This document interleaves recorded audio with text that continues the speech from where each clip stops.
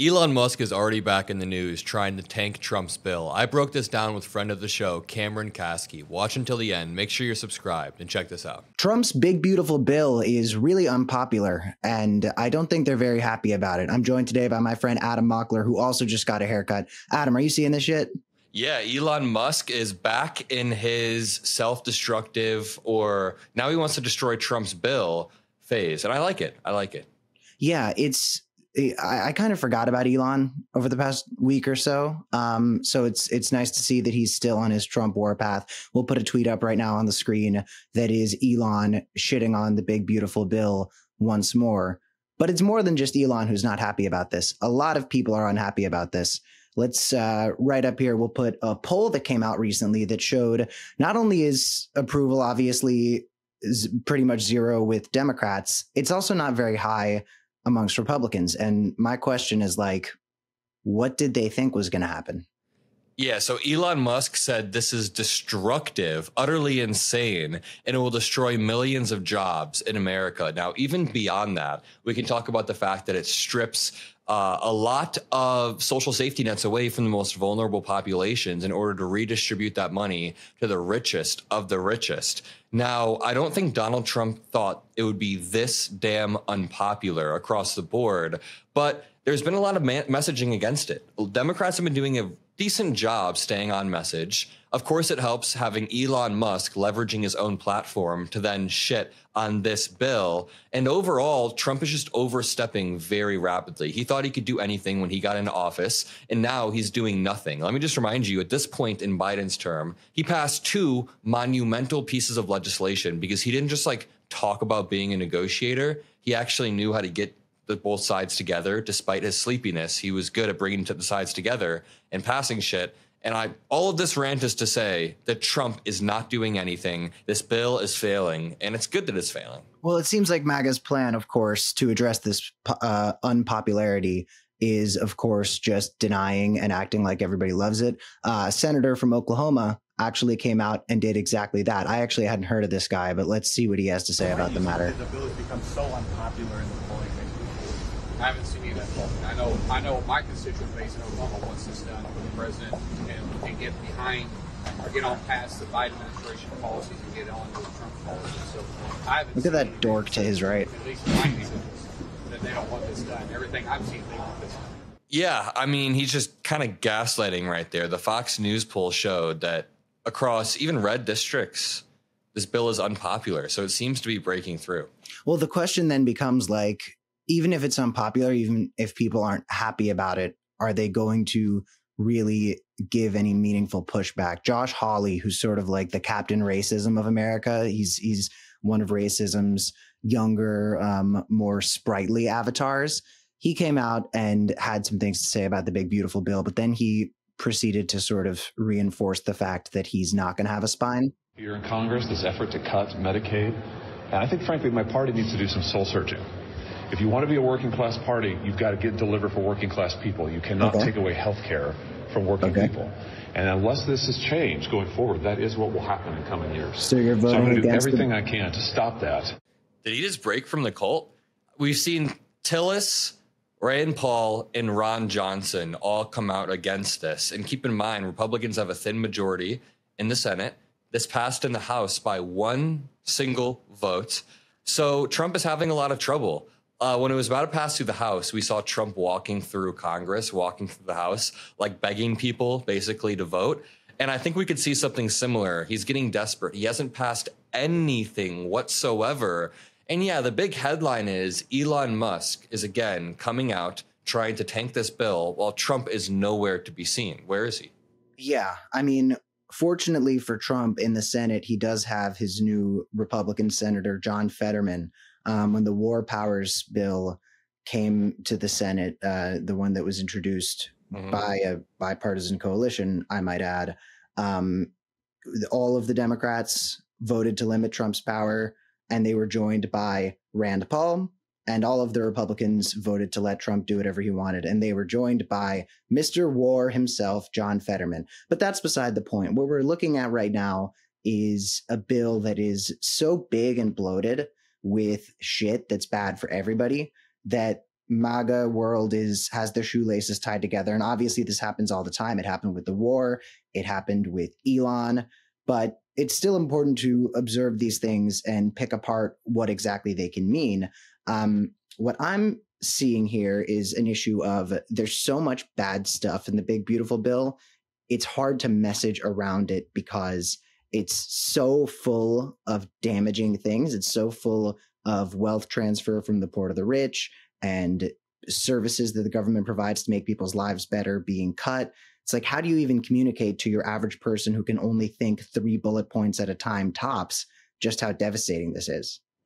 Yeah, and I was thinking, like, in that same vein, I'll answer that question too, but like in that same vein, that's why digital media is kind of sick, because we're able to cover things in a way that mainstream media can't. So even throughout the past month, while we were supposed to be getting distracted by Iran and the Epstein files or this and that, I would always make it a point to say in my videos, don't forget about this bill that Trump is trying to pass. And due to the how rigid some of the mainstream media can be, they stay on their rigid segments and they're not able to talk about the bill. So number one, I think just relentless messaging about the bill over and over and over, but just talking about the daily consequences, like, hey, this will cost the average family this amount per year. I can't remember the exact number, like $2,900 per year, on top of the $2,500 caused by the tariffs per year. It's when like most a reverse stimulus check.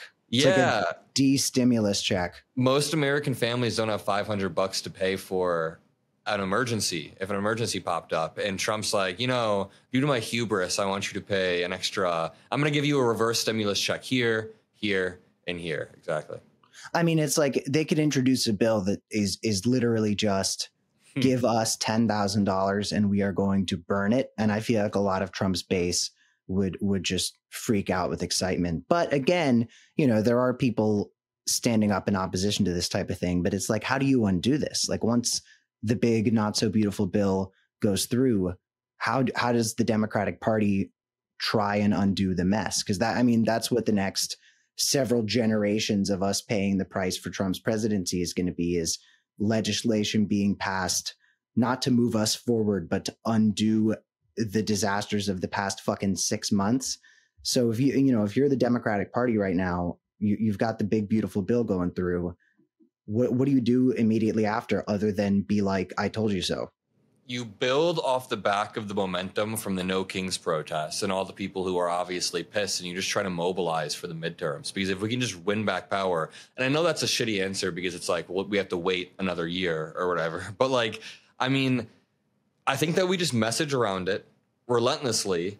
And honestly, rather than doing the whole I told you so thing, which sometimes can be very, very satisfying when Trump supporters post these videos about getting fucked by tariffs or whatever, I mean, just like use it as an opportunity to bring new people into the coalition. Be like, hey, I mean, Democrats would not have done this, not have done that. The Trump administration clearly effed you with this bill for the richest of the rich. And then we connect it back to Elon Musk. And here's the thing. The Trump administration has done a lot of corrupt acts between like the crypto dinners, the Qatari jets, but people don't pay attention as much when the economy is still in recovery mode. But if the GDP keeps contracting and if tariffs keep effing up the economy a bunch, then people are going to start paying attention. Like, once the economy is in a recession, people start wondering who's getting rich right now while I'm suffering, right?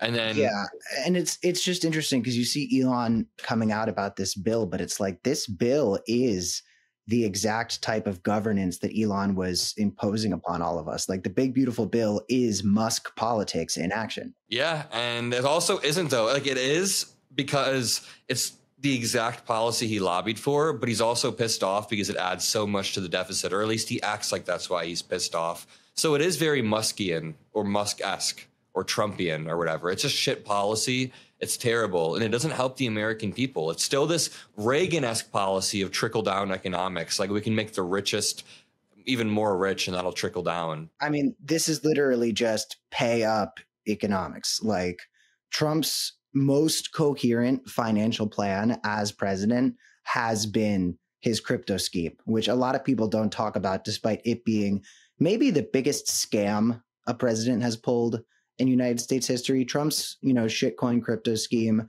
might not be the most atrocious act committed by a president in U.S. history, although I'm sure he's going to rack up a couple of those in the next couple of years. Yeah. But in terms of just actual grifting, yeah, I think this is probably it. I mean, Trump shitcoin. Melania has a coin too, doesn't she? Melania coin. You know, I read this New York Times article. It said that like in 1992, Hillary Clinton caused a huge controversy because she was the first lady. And 10 years prior, she made money off of soybean futures. Hillary Clinton in the 80s made $10,000 off of soybean futures. And then when Bill was in the White House, it was this massive controversy for like a year, right? Melania Trump cut a $40 million book deal, which is like 4,000 times as much. Then they made like $1 billion off of crypto and held a crypto dinner. And it all comes at such fucking velocity that it's hard to cover it all. Also, just this is a side note. I'm pretty sure Melania said that they were using AI for the audiobook. And it's like, Melania's voice is so funny that I kind of just wish I could hear her do it straight up.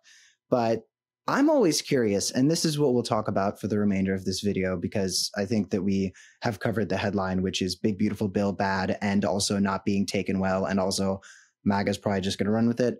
But I want to talk about Melania for 1 second, because I was talking to a 96-year-old psychologist about Melania a couple nights ago. And we were just trying to pick apart the motivation here. And I'm sort of wondering with her, like, how much of this do you think is her just kind of living blissfully unburdened by the consequences of what she is actively a part of?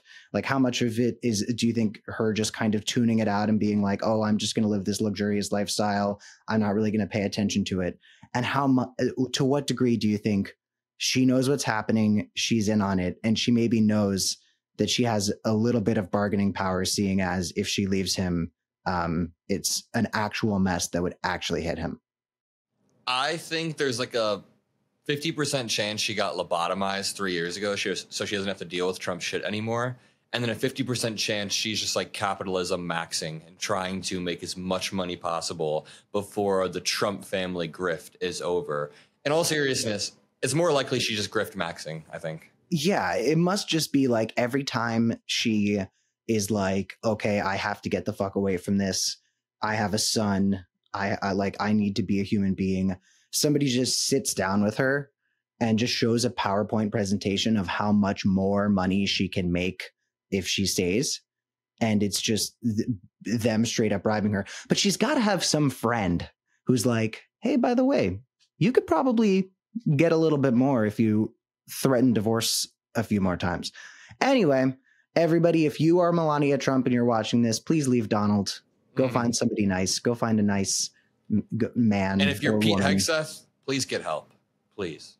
Yeah, well, I'm sure we'll find out more from him soon, whether it's on purpose or him sending a message he should not send. Everybody, we are Adam Mockler and Cameron Marley Kasky. We just got haircuts. Thanks so much for watching.